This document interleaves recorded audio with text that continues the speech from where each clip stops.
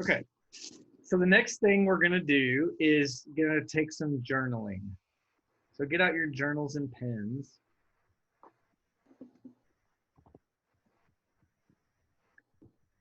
And what I want you to do right now is write about a situation where you had a conflict or a controversy or a setback, some sort of situation. It could be one that was recent, like where you had something that didn't go well. Either a conflict with somebody, a setback, speaking of, you could call it a failure, somewhere where something didn't go well. And when you write it down, and it can be from your past, like something in your past, or it could be something very recent, but something that has an energy around it, not just some like, oh, I went to the store and it has to have some energy around it, something that kind of has a little zing to it, right? So don't just pick like, oh, I went to go to the bank teller and I had to sit there for 5 minutes longer than I wanted to. I was very frustrated. That's not it.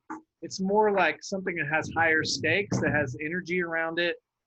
And then you're going to write it as if you're telling it to someone what happened. So spell it all out. Someone who doesn't know you very well. So you have to explain it, right? Like, but not so much detail like, I was born in 1955, and then I was, enough so that somebody could get some color around it and understand what the issue was and what happened. So it may take you I'm going to say we're going to write it for 7 minutes. And so write, what happened, who was involved, just write it like you're telling someone, a third party, so that they could understand it, even if they didn't know who all the characters were. Okay? Is that clear? All right, Should it be ended with the happy end, or it must be hooked? It's something that's not resolved yet. It's something that happened that maybe is still impacting you in some way. An argument, a disappointment, something like that. Something that has some energy to it, so that it's like, you're not just telling it like, oh, this is a good story that happened one time. It's more like, this is really what's sort of going on with this situation.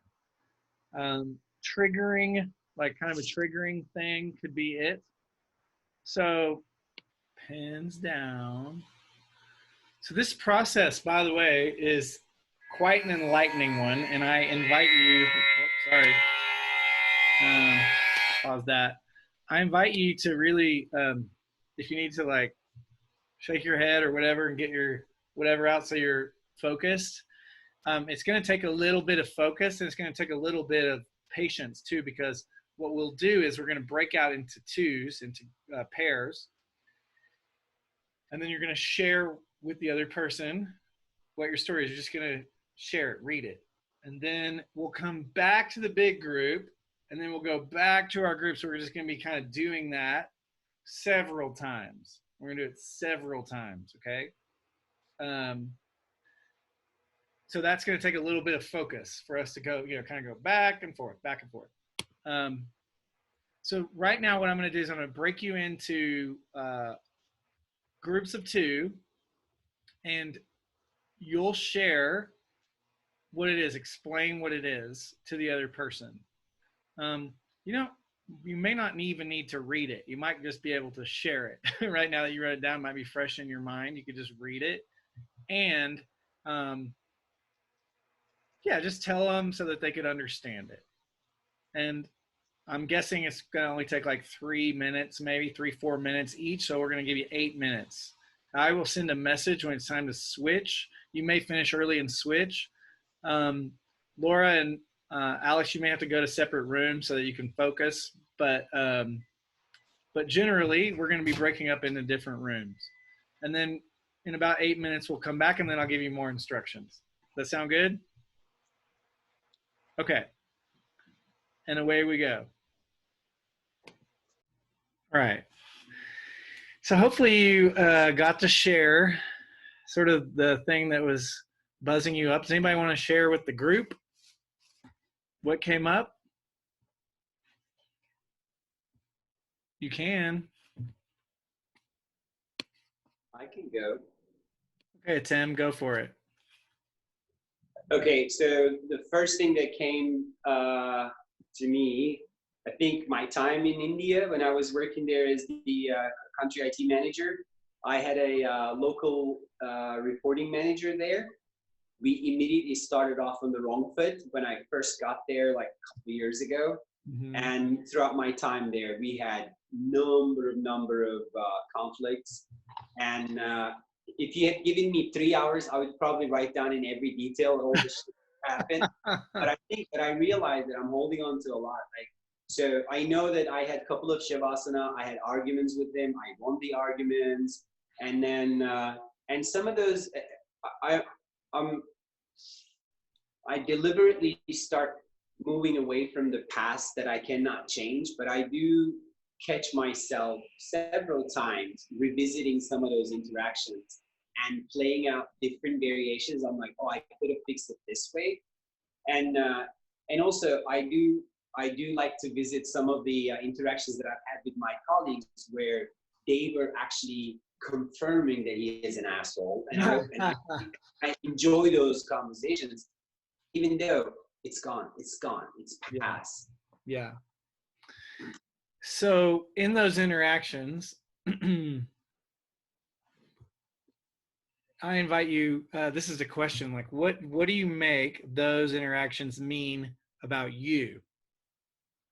What do you make them mean about you? Not about him, but about you. I want to feel proven that I was right. Mm-hmm. Because if you're right, then what? Then I get to do it my way. Right. And so being right is sort of like you get to, so when you make somebody else wrong, you get to be right, right? And then if you're right, if you're right, that also means that you're not what? Something. I don't know what. If I'm right, then I'm not.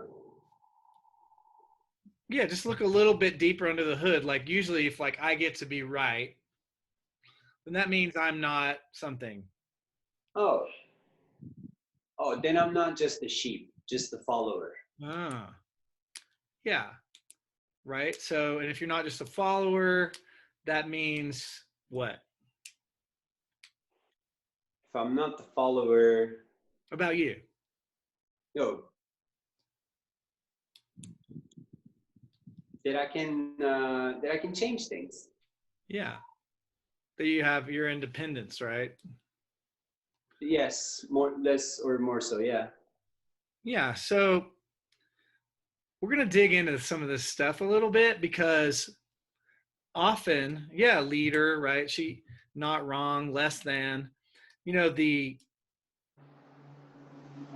often when we have these sort of conflicts, there's some stuff going on under the hood, right? Like, because if I make my boss wrong, if my boss is wrong, that means I get to be right. That means I'm not just following whatever thing he says. That means I'm not a sheep, which means I'm, and then we start to look like there's probably some story underneath there that's like, when you get triggered, and I'm talking to a Tim, but I want you all to see it. Like there's some story under there that you're trying to either prove or disprove that's going on way beneath the surface of what's actually happening right now.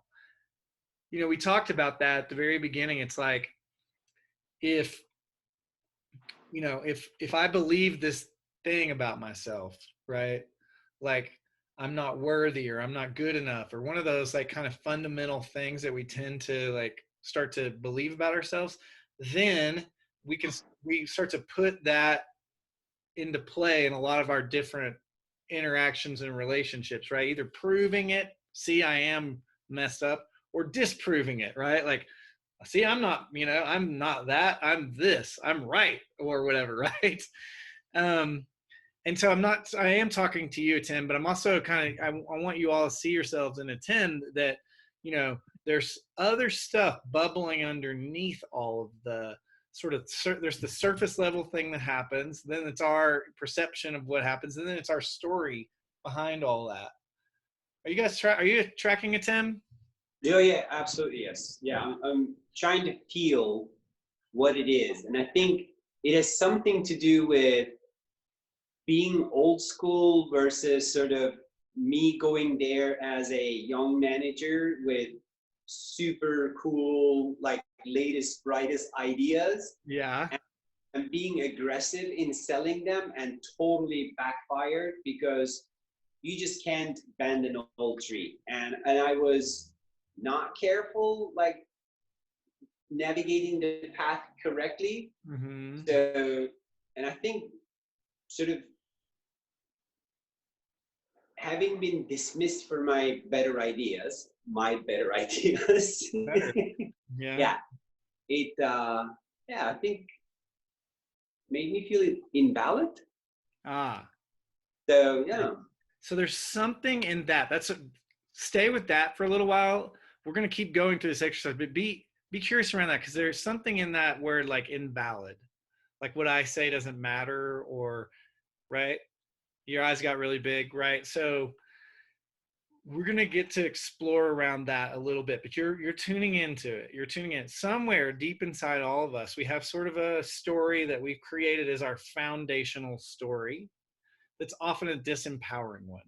And what we're trying to do now is kind of see what is that story? And so thank you for modeling that. This is great for you to play with.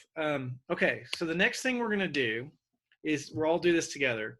I want you to look at your story and see it, and I want you to circle with your pen or pencil everything that's a fact.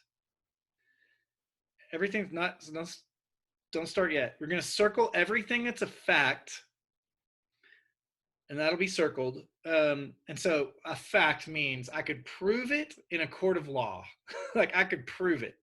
It's someone from the outside could look at it and say, absolutely, that's a fact, right? That's what I mean by fact. It's verifiable. It's independently verifiable by a third party. Okay. And then everything that's not a fact, very lightly scratch through it with your pen so that you could still read it if you needed to, but just very lightly scratch through. So what you're going to do is circle the facts and then very lightly scratch through everything that's not a fact. You have a few minutes to do that. Go.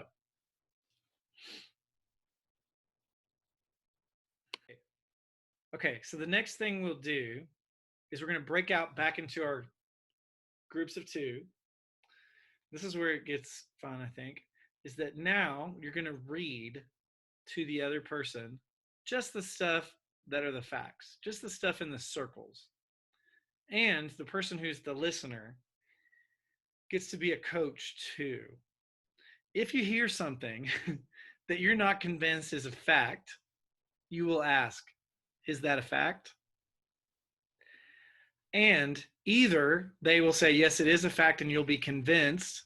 Or if they say, yes, it is a fact, and they then say, is that a fact? So either you're going to be convinced that it's a fact or you won't be. But you're just going to be sort of a questioner if you need to. If someone says, my friend Toby is a jerk. Well, is that a fact? Or is that an opinion, right? Because could we verify, if you didn't know Toby, could you verify it from the outside? So you're going to get to be the coach. You're going to have about 3 minutes each. Don't add anything extra. You're just simply going to read the stuff that's in the circle.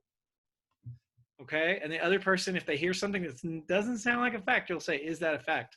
You'll either be convinced and let it pass, like as the gatekeeper, you'll let it pass, or you won't be convinced and you'll hold them at that until they either decide for themselves it is a fact or it isn't. If you get stuck too long, then just say, we'll agree to disagree on that one and keep moving. Okay? All right, breakout rooms go now.